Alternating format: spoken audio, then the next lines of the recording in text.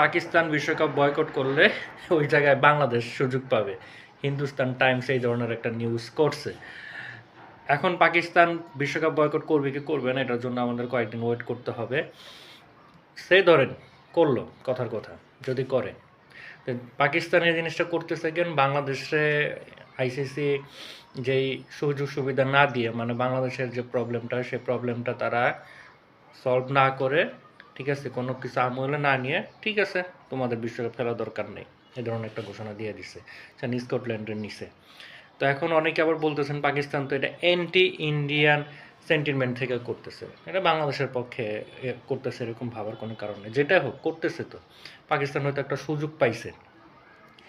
এখন যদি পাকিস্তান বয়কট করে, যে বাংলাদেশের জন্য তারা বয়কটটা করতে যাচ্ছে বা করবে, সেখানে বাংলাদেশ যদি আবার তাদের জায়গায় বিশ্বকাপ খেলে, বিষয়টা কি এথিক্যাল হবে? মোটেও না। আর এমন কিছু হবে বলেও মনে হয় না।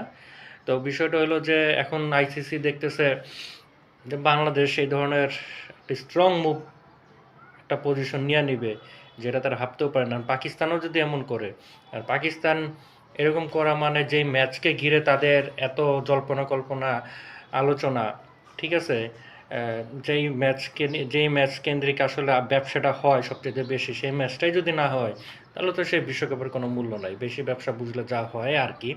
তো এখন হিন্দুস্তান টাইমস যে নিউজটা করছে, তো পরবর্তীতে যদিও দেখা যায় যে তাদের মিডিয়াতে যে নিউজগুলো হয় সেগুলো ম্যাক্সিমামই পরে ওগুলোর কোনো অথেন্টিসিটি থাকে না। এই যে নিউজটা করছে, তো এটা নিয়ে দুটো কথা বললাম যে এই জিনিসটা যদি করে তাহলে বাংলাদেশের যা খেলতে যাওয়াটা আমার কাছে এথিক্যাল হবে না যদি করে।